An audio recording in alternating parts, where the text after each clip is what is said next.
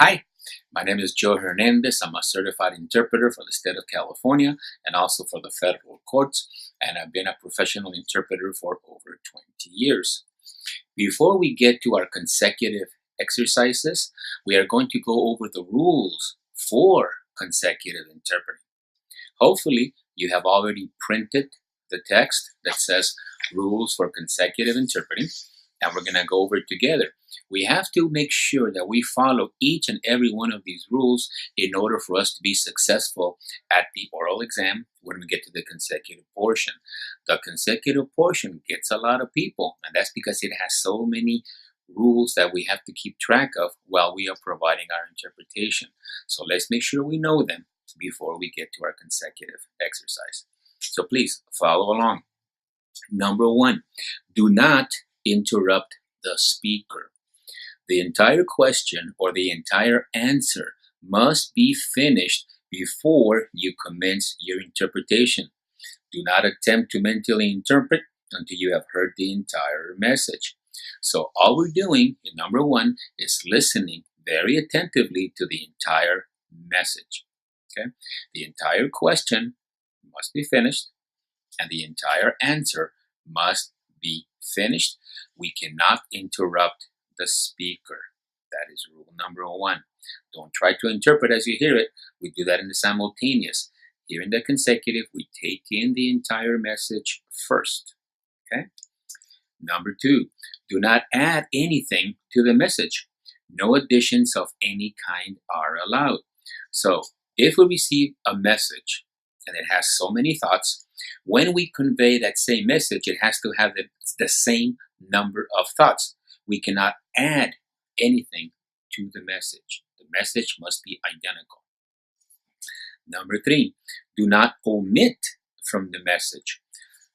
Do not leave anything that was said out of the interpretation. So if the message has 6 thoughts, then my interpretation must have 6 thoughts as well, not 3 or 4 or 5. So number 3, do not omit from the message. Do not leave anything that was said out of the interpretation. Let's go to number 4. Do not change the message. Do not make changes to the message received. So if I receive a message, then I'm going to interpret that same message with no changes.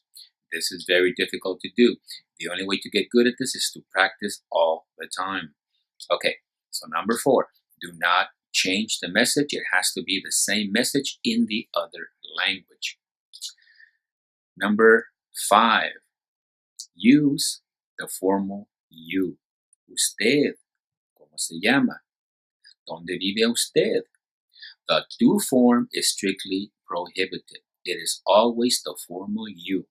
Usted, usted, never say tú. Okay, that takes us to number 6. Take brief notes.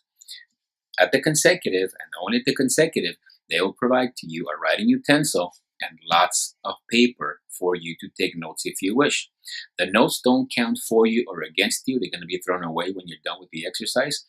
But take advantage. Take the piece of paper and the writing utensil and take notes. And my suggestion is to write down all concrete information, such as names. Well, abbreviations of names. We don't have time to write out the whole name. We want to write descriptions like 5'6", 160 pounds, the colors blue, yellow, green, the numbers like social security numbers 552, 22, 85, so that we are able to bring the message back correctly. We need to take those notes for sure. So years, absolutely, in 85, or did it happen in 86 or 97? So take brief notes.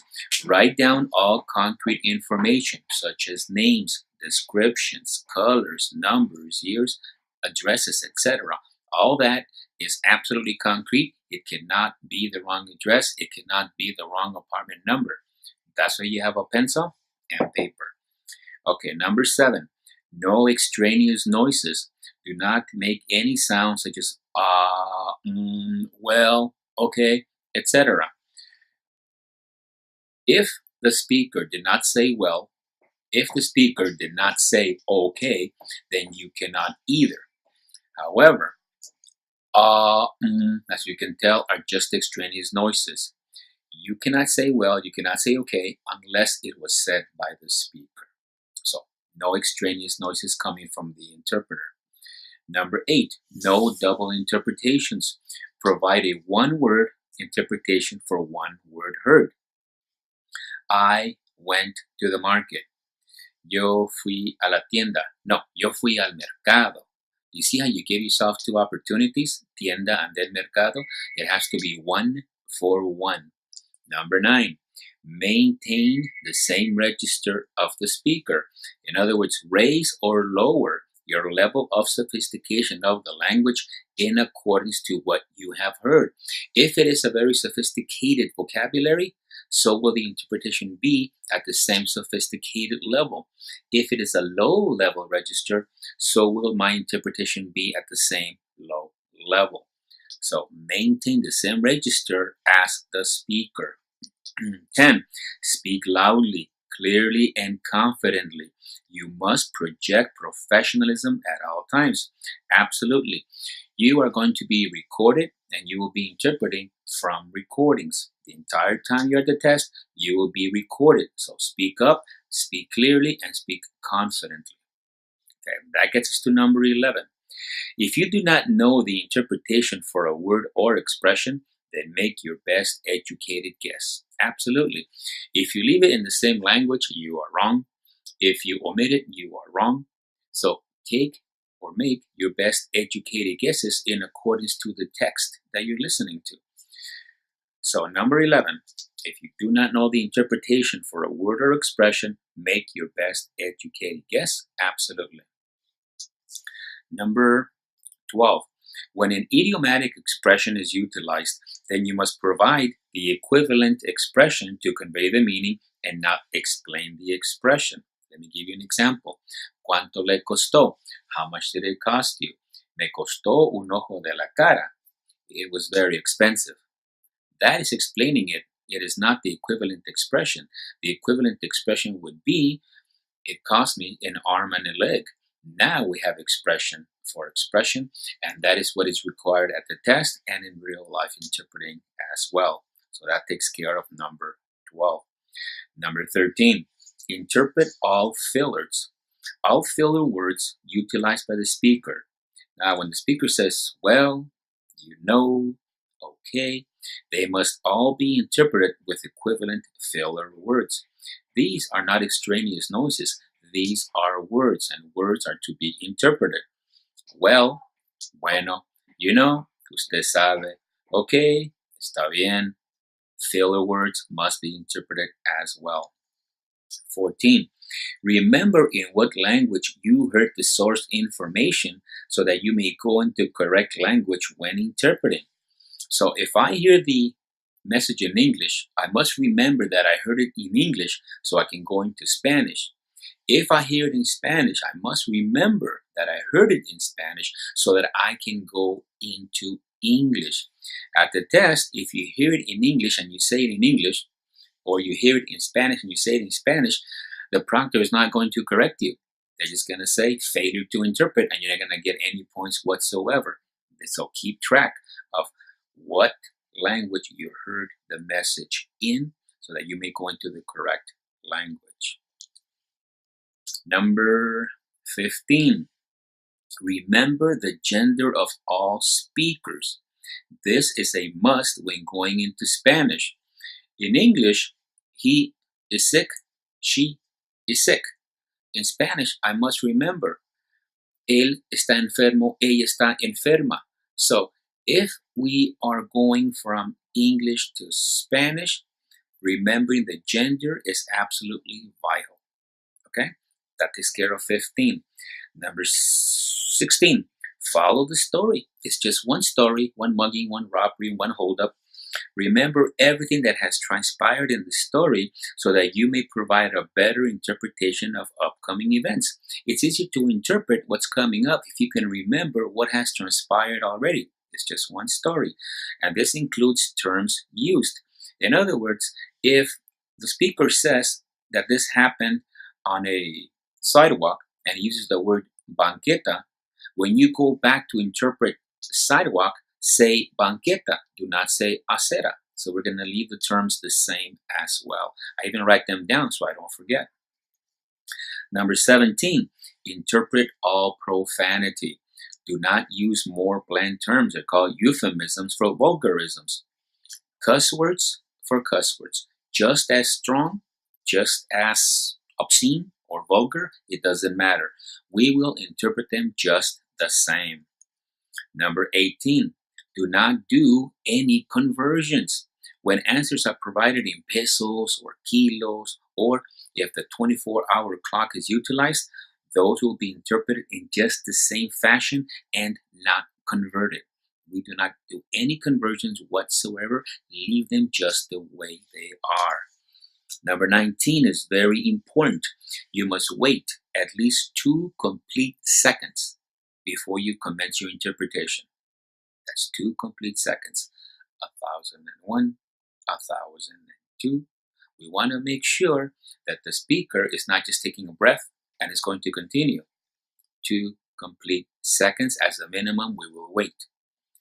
However, you must begin your interpretation no more than 7 seconds after the speaker has finished the question or the answer. That means that you must begin your interpretation no later than 7 seconds after the speaker has finished. That doesn't mean that you're going to finish the interpretation in 7 seconds. All I'm saying is wait 2 seconds before you commence, but wait no more than 7 seconds and then commence your interpretation. That will give us plenty of time to finish within the allotted time. It is a timed exercise, maybe 20 to 22 minutes. Make sure you ask the proctor how much time you have. If you abide by this window, you will be finishing very comfortably within that time. So wait at least 2 seconds, but no more than 7 seconds. Number 20, you may ask for repetitions. You will state, may the interpreter have a repetition, please. We refer to ourselves in the third person. So say, may the interpreter have a repetition, please. And the question or the answer will be repeated. In California, for the consecutive portion, you are allowed only 2 repetitions during the entire exercise. Other states may be different, so make sure you ask the proctor how many repetitions you will be allowed. Number 21, no Spanglish is allowed.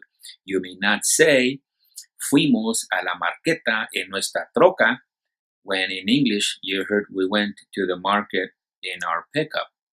This is called Spanglish. It is absolutely prohibited. You must remain in Spanish the entire time that you're interpreting into Spanish. The Spanish has to be 100% authentic, genuine, and real Spanish. When you go into English, it has to be 100% authentic, genuine, and real English. We cannot mix the languages up whatsoever. Spanglish is strictly prohibited.